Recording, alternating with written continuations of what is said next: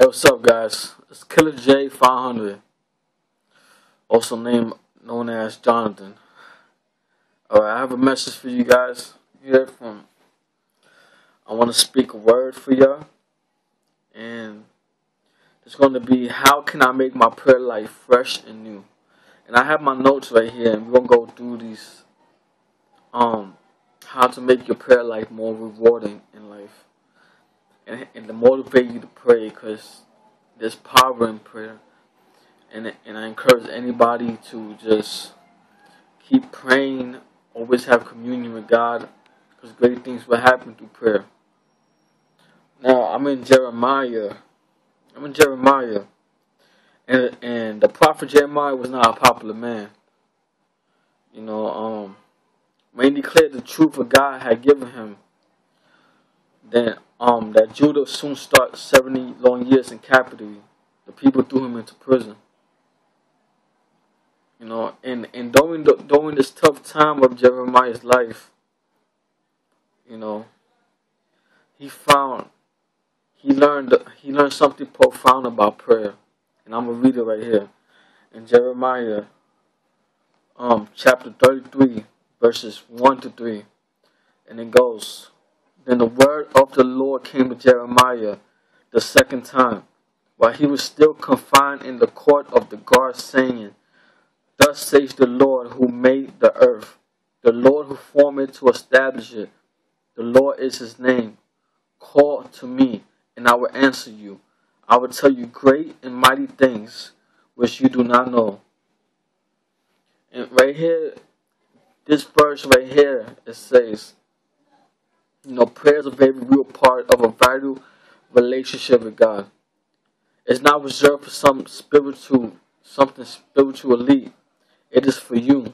It's a personal communion with your Creator. And God desires a deep personal relationship with each one of you. And I'm going to go through 3 principles within these verses can transform your old notions about prayer into something fresh and new. So I'm going to go through these notes I have here. So let's go to the first note. God says, call to me. And I'm going to read from my notes. He wants to hear from you. His loving, impotent heart desires to hear your innermost thoughts and feelings. He wants to hear from you in the hard times and when life is going smoothly.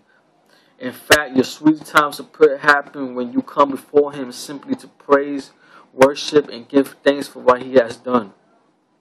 Alright, guys? And now I'm going to go to my second note. God says, I will answer you.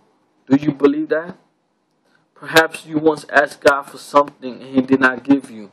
And since then you have harbored secret worries that he did not hear or did not care to answer. But God himself says to you, I will answer you.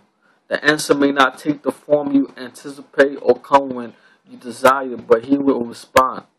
He might say yes or no or wait. You may not understand the reasons behind his answer, but you can trust that they are best for you. And this goes Romans chapter 8:28. Let's go to the third one, guys. God says, I tell you great and mighty things which you do not know. In that verse of Jeremiah, And God, we got infinite wisdom. We don't know it all. And when we go our own way, without God's direction and guidance in our life, we are prone to mess up. We are prone to make mistakes. That's why we need to go in prayer, and we need to ask God for wisdom and understanding. And God will give it to us, and that's why we make mistakes.